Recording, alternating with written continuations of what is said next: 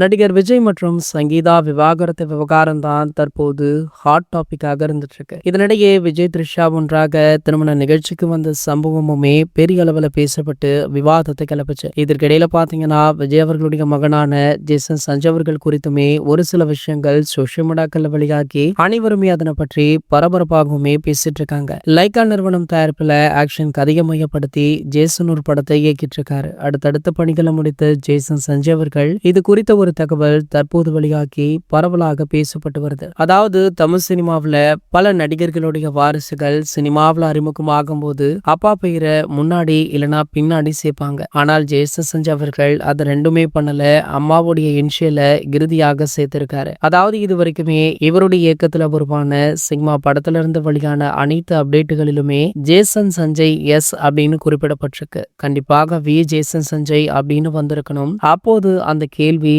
எழும்பவில்லை அப்படின்னாலுமே சங்கீதா விவாகரத்து மனுவை பார்த்த பிறகு தளபதி ரசிகர்கள் மட்டுமல்ல பல பிரபலங்களுமே இதனை நோட்டீஸ் பண்ணி சோசியல் மீடியாக்கள்ல ஷேர் பண்ணிட்டும் இருக்காங்க. இதனடுத்து பாத்தீங்கன்னா மற்றும் ஒரு மிகப்பெரிய ட்விஸ்ட் என்ன அப்படின்னு கேட்டீங்கன்னா ஜேசன் சஞ்சய் அவர்கள் அவருடைய அம்மாவுக்கு சப்போர்ட் பண்றாரு. ஆனால் தளபதியுடைய மகளான திவ்யா ஷாஷா தளபதி விஜய் அவர்களுக்கு சப்போர்ட் பண்றாங்களாம். சோ இந்த தகவல் மிகப்பெரிய பேசுபொருளாக மாறி இருக்கு. வர ஏப்ரல் 20ஆம் தேதி இவங்களுடைய விவாகரத்து வழக்கு வருது. சோ அன்று என்ன நடக்க போகுது அப்படின்றது எதை நோக்கி ரசிகர்கள், பிரபலங்கள், பொதுமக்கள் அப்படின்னு பலருமே ஆவலுடன் காத்துட்டு இருக்காங்க. இது போன்ற செய்திகளை பத்தி நீங்க உடனே தெரிஞ்சுக்க நம்மளுடைய சேனலை மறக்காம சப்ஸ்கிரைப் பண்ணிக்கோங்க.